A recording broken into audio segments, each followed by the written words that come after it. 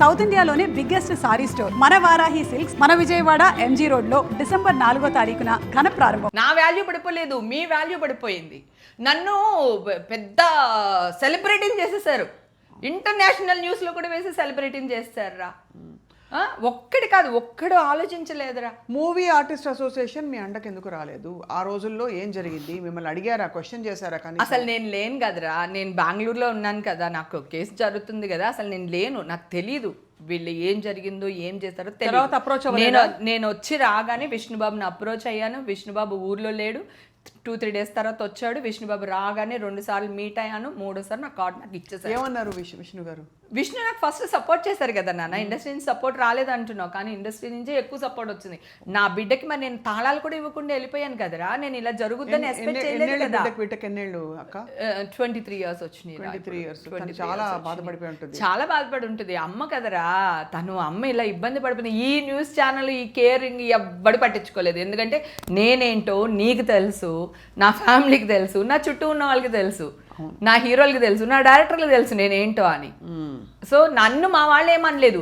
కానీ ఎలక్షన్ టైంలో చూసే కొద్దీ చూడబుద్ధి వేస్తుంది, బ్రేకింగ్ న్యూస్ ఇది అది అని చెప్పేసి బూత్గా చిత్రీకరించిన వాళ్ళు మీడియా వాళ్ళు. చిన్నాడు పెద్దోడని ఏం లేదురా, ఎవడి చేతికి ఎంత రాడొస్తే అంత రాడిచ్చి కొట్టారు నన్ను అందరూని. అప్పుడు విష్ణుబాబు ట్వీట్ చేశారు, ఏమండి నిజ నిజాలు బయటికి రాకుండా మీరు ఇలాగా కరెక్ట్ కాదు అని చెప్పి పాపం ట్వీట్ చేశాడు. తర్వాత నాకు ఫోన్ చేశాడు, నాకు టచ్ లో ఉన్నాడు, లాయర్ కావాలా మేడం ఏంటి నేను వచ్చిన తర్వాత. అప్పుడు తీశారు, అదే చెప్తున్నాను కదా, తీసిన 1 week మళ్ళీ నా కార్డు నాకు ఇచ్చేసారు, వాపస్ ఇచ్చేసారు. నేను ఒకటే చెప్పాను, నేను తప్పు చేసుంటే కోర్టు నన్ను శిక్షించిన తర్వాత మీరు తీసేయండి, మొత్తానికి కార్డే తీసేయండి, డిస్మిసే చేసి పాడేయండి అని చెప్పా. ఆ విషయం నచ్చింది విష్ణుకి. విష్ణుకి తెలుసు. నేను అన్నా, విష్ణు నీకు తెలీదా నేను డ్రింక్ చేస్తాను లేదా, నీకు తెలీదా నేను ఈ డ్రింక్స్ విషయంలోనే ఇలా ఉంటే అంత టచ్ అంత దూరం వెళ్తానా నాన్న, నీకు తెలీదా నా గురించి అంటే, లేదండి వీళ్ళ ఉంటారు కదా కమిటీలో వీళ్ళందరూ, అదే ఇప్పుడు ఎవరి కోసం అయితే మనం కంప్లైంట్స్ ఇచ్చామో అంటే వాళ్ళందరూ వెనకాలండి ప్రోత్సాహం అన్నమాట. ఎప్పుడు తీసేస్తారు ఒకటి. రెండోది ఫ్రాంక్లీ అప్పుడు వచ్చిన విషయాలు కూడా అలాగే వచ్చాయి. అదే అంటే మీరు అమ్మాయిలు తీసుకెళ్లారని, అందుకే కదా వీళ్ళ మీద డిఫర్మేషన్ వేసింది. ప్రూవ్ చేయమను, నువ్వు ఆడదానివేగా, ఎలా మాట్లాడతావు అలాగా? నువ్వు చూసావా? పోనీ నిన్నేమన్నా ఎక్కడికైనా పంపించానా? పోనీ లేకపోతే నువ్వు నన్ను పంపించావా? నువ్వు చూసావా నీ కళ్ళతో? ఎవరో అమ్మాయి పేరు పెట్టేసి ఆ అమ్మాయి గురించి మాట్లాడేశారు. ఆ అమ్మాయి ఛానల్కి ఫోన్ చేసి మర్యాదగా న్యూస్ డిలీట్ చేస్తారా లేదా, లేకపోతే ఇప్పుడు నేను కంప్లైంట్ ఇస్తాను పోలీస్ స్టేషన్లో అని ఛానల్ మీద ఆ అమ్మాయి మీద ఇద్దరి మీద ఆ అమ్మాయి రెచ్చిపోయింది. ఏం మాట్లాడుతున్నారండి? హేమక్క నెంబర్ నా దగ్గర లేదు, నా నెంబర్ హేమక్క దగ్గర లేదు, మీరు ఎలా మాట్లాడతారు? మా హేమక్క షోకి వచ్చినప్పుడు మాతో అందరితో బాగా ప్రేమగా మాట్లాడితే అంతవరకే హేమక్క మాకు తెలుసు అని చెప్పి ఆ అమ్మాయి వేసుకుంది. ఆ అమ్మాయి వేసుకున్నది బయటికి రాదు కదా. అవునవునవును. ఇప్పుడు న్యూస్ వేశారు, ఓకే పోలీసులు వచ్చారో నన్ను అరెస్ట్ చేశారో మీడియా తప్పు చేసిందో ఏదో జరిగింది, నాకైతే అన్యాయం జరిగింది. ఓకే 1.5 year పాటు నేను సఫర్ అయ్యాను. ఇప్పుడు నేను కేసు గెలిచాను కదా, ఒక్క మీడియా వాళ్ళన్నా నాకు ఫోన్ చేస్తున్నారా? ఒక్క మీడియాలో అయినా స్క్రోలింగ్ అట్లీస్ట్ కింద అయినా హేమకి కేసు కొట్టేశారని వేసారా? నేను అడుగుతుంటే అవునా అండి మాకు అసలు తెలియదండి. అదేంటండి గ్రూప్లో పెట్టించాను కదా. మేము గ్రూపులు చూడమండి. మరి గ్రూపులు చూడనప్పుడు అప్పుడు నేను వెళ్ళిన న్యూస్ అంతా వైరల్ ఎందుకు చేశారు? నెగిటివ్ విషయంలో మీరు చూసారు, పాజిటివ్ విషయం మీరు చూడలేదు. మీకు అసలు మీ కళ్ళే లేవు. ఇంకేం మాట్లాడాలిరా నేను? ఎలా మాట్లాడాలి? ఇండస్ట్రీ లేకపోతే ఈరోజు నేను లేనురా. నా కూతురు వెనకాల నిలబడింది ఇండస్ట్రీ. ఆఫర్స్ ఏమైనా తగ్గాయా అక్క? లేదురా, నేను లాక్డౌన్ తర్వాతే నేను యాక్ట్ చేయడం మానేశాను రా. పెద్ద క్యారెక్టర్లు కూడా మంచి క్యారెక్టర్స్ ఏం రాలేదు, చిన్న క్యారెక్టర్లు చేయలేను. 3 Roses అని ఒకటి, ఇంకొక 2 వెబ్ సిరీస్ అయితే చేశాను, మంచి క్యారెక్టర్లు చేశాను, మంచి పేరు వచ్చింది. రాయట్లేదురా ఇప్పుడు కూడా పెద్ద క్యారెక్టర్. అతడు లాంటి సినిమాలో అక్క ఈ సినిమాలో అతడు లాంటి క్యారెక్టర్ ఇదిగో అక్క ఇది బాగుంది చూడు, నువ్వు ఎందుకు అక్క నీకు ఆఫర్ రాలేదని 4 సినిమాలు చెప్పు. నువ్వు ఒక్క సినిమాలో లేవు కదా క్యారెక్టర్లు, రాయట్లేదు. ఇప్పుడు ఒక డ్రీమ్ గర్ల్గా ఒక మంచి క్యారెక్టర్లు చేసి ఇప్పుడు కాఫీ పట్టుకుని వెనకాల నుంచోమంటే నేను నుంచోలేను కదా, క్యారెక్టర్లు నేను చేయలేను కదా. చేయలేరు, కానీ భక్తి కోసమో లేదు బిజీగా ఉండడం కోసం ఏదో చేయాలి కదా. నాకెందుకు అంత అవసరం ఏముంది? నా హస్బెండ్ కెమెరామ్యాన్, ఓకే, నా కూతురు జాబ్ చేస్తుంది, అది పక్కన పెడితే నాకు ఈవెంట్ మేనేజ్మెంట్ కంపెనీలు ఉన్నాయి. నేను ఈవెంట్స్ చేస్తాను. మొన్న సంక్రాంతికి 4-5 ఈవెంట్లు చేశాను. సత్య మాస్టర్కి 2 ఈవెంట్లు ఇచ్చాను. శ్రీముఖి వాళ్ళు కూడా వెళ్ళారు. తర్వాత పెళ్ళిళ్ళు నేను చెయ్యట్లేదు కదా, నేను ఏదో ఒక పని చేస్తాను రా, నేను కష్టపడే మనస్తత్వం నేను చేస్తాను. కాకపోతే 24/7 పని చేయలేను. నాకు ఏజ్ వచ్చింది, నాకు కొంచెం రిలాక్సేషన్ కావాలి, నేను హ్యాపీగా ఉండాలి, నేను శుద్ధపూసి నేను కాదు, నేను పార్టీస్కి వెళ్తాను, నా ఇష్టం వచ్చిన చోటుకి వెళ్తాను, గుడికి వెళ్తాను, బడికి వెళ్తాను, నా ఇష్టం, దిస్ ఈజ్ మై లైఫ్. అక్కడ నేను డ్రగ్స్ తీసుకుని ఉండంటే తప్పు, లేదా డ్రగ్స్ అమ్ముండుంటే తప్పు. ఏమీ లేకుండా నీ చేతిలో నా బ్లడ్ రిపోర్ట్ లేకుండా వచ్చేసిందని ఎలా వేస్తావు? కడకి నేను పెట్టిన వీడియోకి ఆగిని నాన్న, ఆ వీడియో పెట్టకపోతే మళ్ళీ ఇంకా ఇంకొక అంటే నేనైతే వచ్చాను బంగారం. నాలాంటి పరిస్థితులు ఉన్న ఇంకొక అమ్మాయి ఏంటి, ఇంత స్ట్రాంగ్ లేడీని నేనే ఒక స్టేజ్లో చచ్చిపోవాలనుకున్నా. నాకు ఒక భయం. ఒకటి అమ్మ చేపట్టుకొని నువ్వు ఏదన్నా ఉంటే నేనున్నాము, ఈషా ఉంది, నీ ఫ్యామిలీ ఉంది, సో జాగ్రత్త అని అమ్మ 2-3 సార్లు ఫోన్లో వార్నింగ్ ఇచ్చింది నాకు. తర్వాత అస్సలే అడగకూడదు అనుకుంటున్నాను కానీ అమ్మ విషయం వచ్చేసరికి వచ్చేస్తుంది.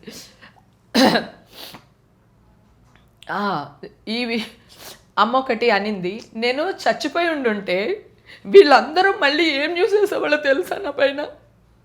అవమాన భారం భరించలేక చచ్చిపోయిన హేమని వేసేవాళ్ళు. ఆ రోజు కూడా ఇట్స్ ఓకేరా, అప్పుడు కూడా నా మీద నేను నా శవం మీద కూడా ఏరుకునే వాళ్ళు కదా వీళ్ళు. వీళ్ళని ఒక చిన్న మాట బూతు కాకుండా మీడియా గురించి ఇంత మాట అంటే అందరూ ఒకటే అయిపోతారు కదా. సో మేమేంటి, మాకు ఫ్యామిలీ లేవా? రేపు నా ఈషా గారికి మ్యాచెస్ వస్తే ఏమండి మొన్నే కదా ఆవిడ ఈ కేసులో వచ్చారు కదా అని నా కూతురు లైఫ్ పాడైపోతుంది కదరా. నేను రేపు రాజకీయాల్లోకి వెళ్ళాను, అక్కడ నా భవిష్యత్తు ఏంటి, నా పొజిషన్ వాళ్ళు మాకు తెలుసులేవే నువ్వు అని వాళ్ళు చిల్లరగా మాట్లాడతారు. నాకు వెంకటేశ్వర స్వామి అంటే చాలా ఇష్టం. నేను ఎప్పటికైనా బోర్డ్ మెంబర్ అవ్వాలనేది నా డ్రీమ్. మంచి దేవుడి గురించి చెయ్యాలి, టీటీడీ ఛానల్లో చెయ్యాలి అని ఒక పిచ్చి వెర్రి నాకు దేవుడు అంటే. అవన్నీ చేసినప్పుడు ఇవన్నీ అడ్డొస్తాయి కదా. మీరు వేసారబ్బా, మీకు పోలీసులే ఇచ్చారో మీరే వేశారో, న్యూస్ అయితే వేశారు. ఇప్పుడు ఆ న్యూస్లో నేను కడిగిన ముచ్చంలాగా బయటపడ్డాను, న్యాయం గెలిచింది. మరి ఈ రోజు ఎందుకు వేయరు? నేను గొంతు చించుకోవాలా? నేను ప్రతి వాళ్ళకి నేను ఫోన్ చేసి అడగాల? ఆ రోజు వందల కాల్ చేసి నా వాయిస్లు రికార్డ్ చేసి వేసిన వాళ్ళందరూ ఇప్పుడు ఎక్కడికి వెళ్ళారు? అదే కదా, ఇప్పుడు ఎక్కడికి వెళ్ళారు? ఇప్పుడు రావాలి కదా. అప్పుడు వేసింది ఇప్పుడు కరెక్ట్ కాదని చెప్పి తీసేస్తే మనకు ఆ ప్రాబ్లం ఉండదు కదరా. అవునవును. సో ఎంతవరకు కరెక్ట్ అక్క, మీరు దయచేసి ఐఎమ్ సో సారీ. అమ్మను పోగొట్టుకున్నాను, పరువు పోగొట్టుకున్నాను, ఇప్పుడు కూడా న్యాయం లేదా వీళ్ళకి? ఇప్పుడైనా కనీసం ఇప్పుడు మాట్లాడుతుంటే సబబుగా మాట్లాడుతున్నారా మీరు? మాట్లాడుతున్న జర్నలిస్టులు కొంతవరకు ఏంటి మేడం మీ దగ్గర మేము ఎక్కడికైనా వెళ్ళిన టికెట్స్ ఉన్నాయా, మీరు ఎలా మేడం మాట్లాడతారు మీరు అంటున్నారు. మరి నా బ్లడ్ సర్టిఫికేట్ మీ దగ్గర ఉందా? మీరు ఎలా సార్ న్యూస్ వేశారు నా పైన? ఎందుకు వేశారు సార్ మీరు?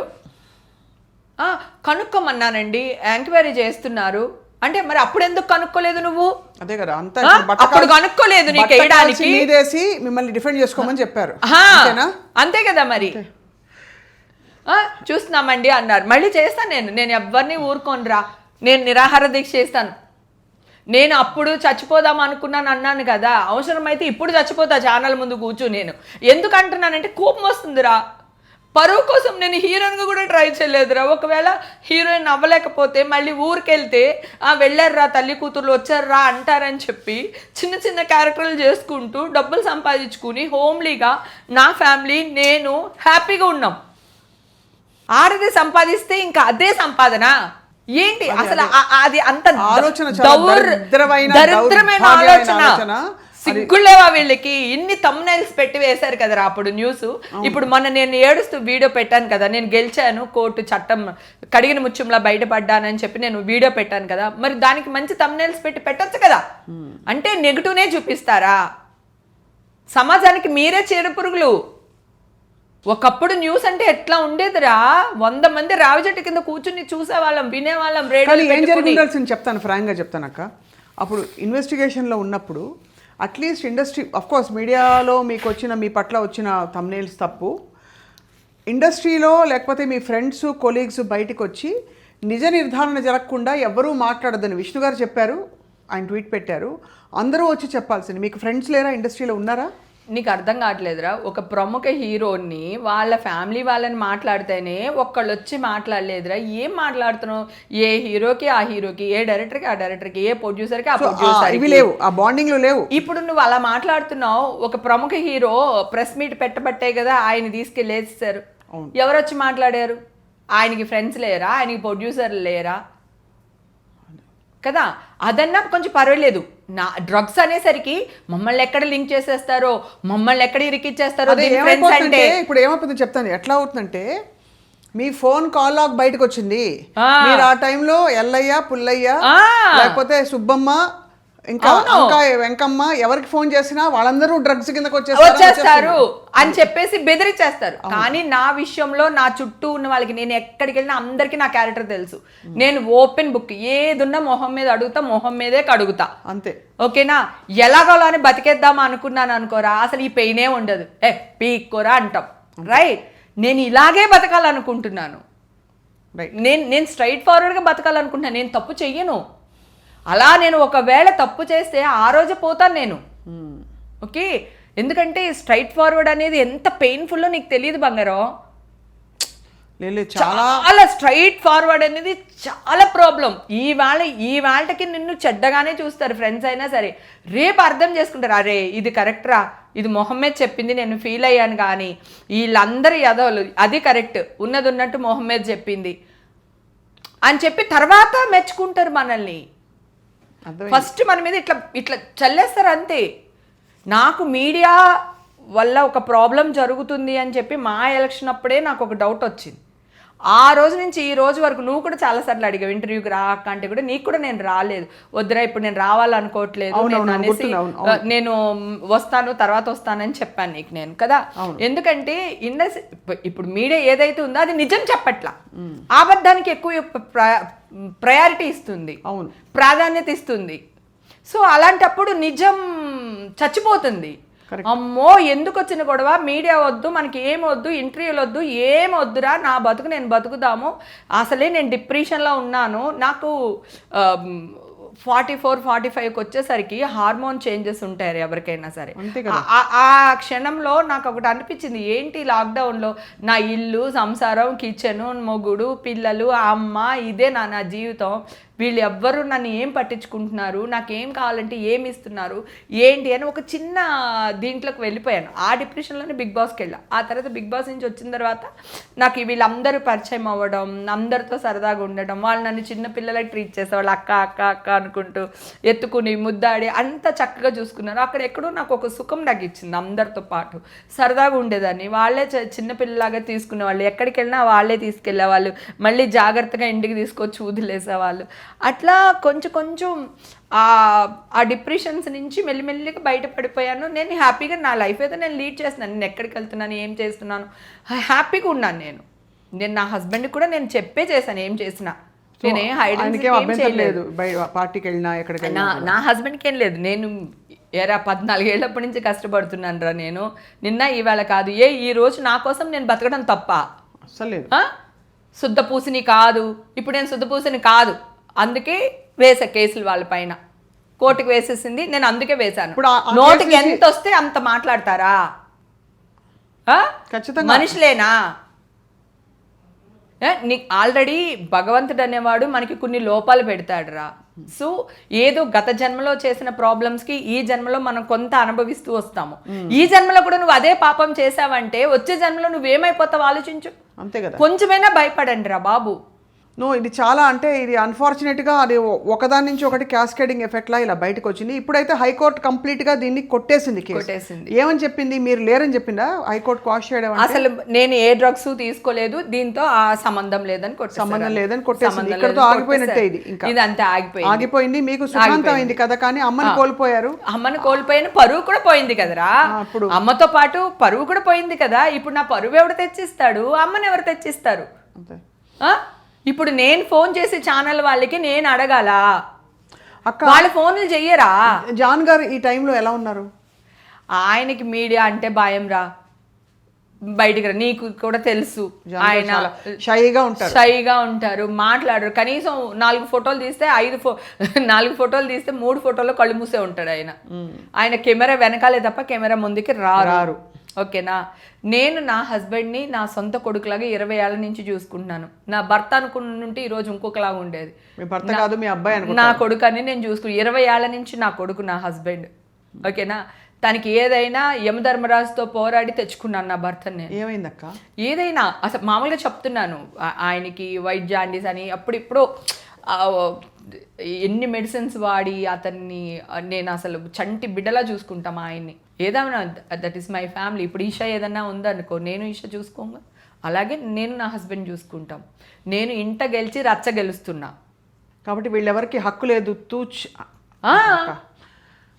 వీళ్ళెవరు అసలు మాట్లాడడానికి?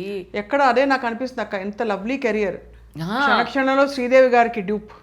అవును, క్షణక్షణలో శ్రీదేవితో పాటు యాక్ట్ చేశారు. అతిలోక సుందరి జగతిక వీరుడు సినిమాలో ఆవిడకి డూప్ చేశారు. స్విమ్మింగ్ పూల్ లో స్విమ్ చేసేది ఆ షార్ట్స్ అన్ని నేను చేశాను అప్పుడు. అతిలోక సుందరి రాఘవేంద్రరావు గారి. శ్రీదేవి గారితో సాన్నిహిత్యం ఉండేదా మీకు? బాగుండేది. కాకపోతే ఆవిడ ఎక్కువ మాట్లాడరా, ఆ షార్ట్కి వచ్చినప్పుడే ఎక్కువ మాట్లాడరు. అలా నాకు అందరూ నాకు 5 లాయర్లు వచ్చారా వాలంటీర్గా. ఒక్క లాయర్ని మాత్రమే నేను మాట్లాడింది, ఎందుకంటే అక్కడ బెంగళూరులో జరిగిన విషయం కదా. సో లోకల్ లాయర్ని ఎవరో పెట్టారు ఈషాతో పాటు, ఈషాకి గైడ్గా ఉండి. పాప వెనకాల ఉన్నది ఎవర్రా? మా ఇండస్ట్రీనే ఉన్నారు. నీకు ఇప్పుడు మీడియాకి వచ్చి వాగినంత మాత్రాన్ని వాడు మన సొంతోడు అవ్వడుగా. అవును, అంతే కదా కదా. ఎక్కడ చేయాలో అక్కడ చేసేవాళ్ళే మన సొంత వాళ్ళు. అది ఇప్పుడు